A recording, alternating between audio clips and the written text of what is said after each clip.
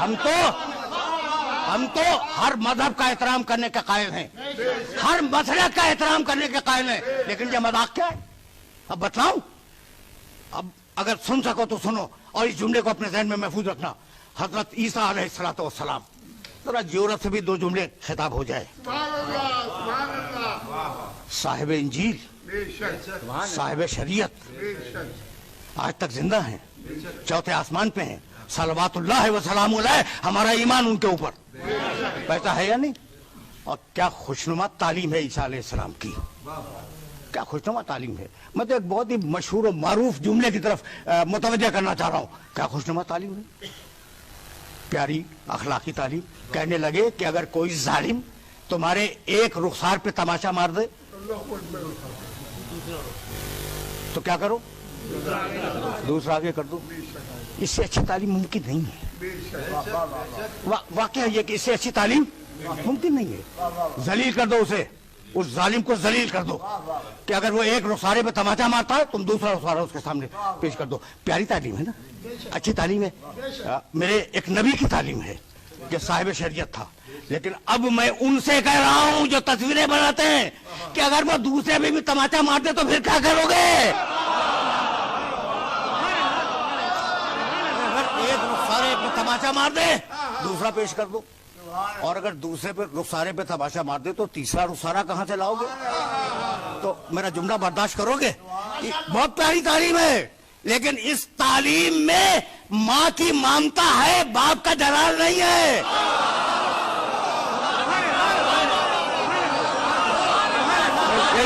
یہی تو گزارش ہے کہ بات کرو تو برہان سے بات کرو, بات کرو تو دلیل سے بات کرو. دیکھا تم نے, ماں کی ممتا تو ہے اور اس عہد کے لیے بہترین تعلیم تھی, لیکن اگر دوسرے رخسارے پہ تماچا مار دے تو تیسرا رخسارہ تمہارے پاس نہیں ہے. اور اب بتاؤں کہ قرآن نے کیا کہا؟ سنو بھائی, اب سمجھ میں آئے گا کہ قرآن کیا ہے. وَإِنْ عَاقَبْتُمْ, سورہ نحل 16واں سورہ قرآن کا. وَإِنْ عَاقَبْتُمْ فَعَاقِبُوا بِمِثْلِ مَا عُوقِبْتُمْ بِهِ, اگر کوئی تمہیں تماچا مار دے تو اتنی ہی زور کا تماچا تم اس کے رخسارے پہ مار دو. دیکھو, ظلم نہ ہونے پائے, یہ ہے کمال عدل کی منزل. ظلم نہ ہونے پائے, بے مثل ما عوقبتم بہ, جتنی زور کا تماچا اس نے مارا اتنی ہی زور کا ویسا ہی تماچا تم اس کے منہ پہ مار دو.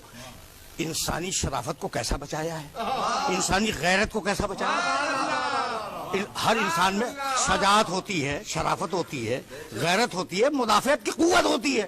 تو کیسا بچا لیا, اور ہاتھ اٹھوا دیا, اور جب ہاتھ اٹھ گیا تو اب سنو گے کیا کرنے لگا, لَإِن صَبَرْتُمْ لَهُوَ خَيْرٌ لِلصَّابِرِينَ, لیکن اگر چھوڑ دو تو تمہارے لیے بہت اچھا ہے.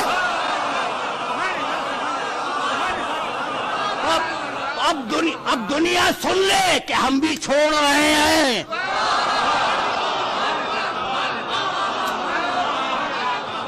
سلسلہ فکر کو بہت زیادہ طویل نہیں کرنا چاہ رہا ہوں میں. عیسیٰ علیہ الصلوۃ والسلام, روح اللہ, کلمت اللہ, کنواری مریم اور معصومہ مریم کے بطن مطہر سے پیدا ہونے والے, سورہ زخرف میں آواز دی, ان هو الا عبد انعمنا علیہ.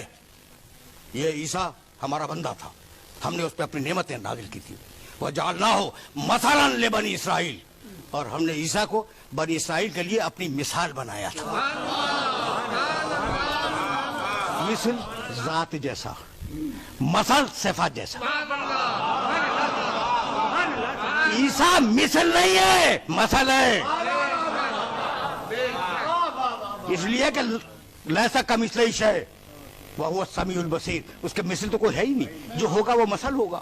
تو عیسیٰ علیہ السلام مثلا لبنی اسرائیل, یہ مثل سمجھ میں آ گیا. اب اس سے زیادہ تو میں واضح نہیں کر سکتا تھا. مثل ہوتا ہے ذات میں, ذات جیسا, ذات ملتی جلتی, اور مثل صفتیں ملتی جلتی. اللہ کا مثل تو ممکن ہی نہیں ہے. تو اللہ کی صفات کا مظہر تو کوئی ہو سکتا ہے نا. مثلا لبنی اسرائیل, یہ مثل ہیں. عیسیٰ علیہ الصلوۃ والسلام مثل ہے بنی اسرائیل میں. سن لیا تم نے سورہ زخرف کی آیت ہے.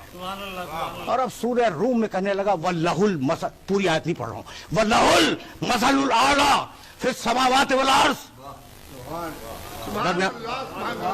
ایک ایسا بھی ہے جو مثل اعلیٰ ہے.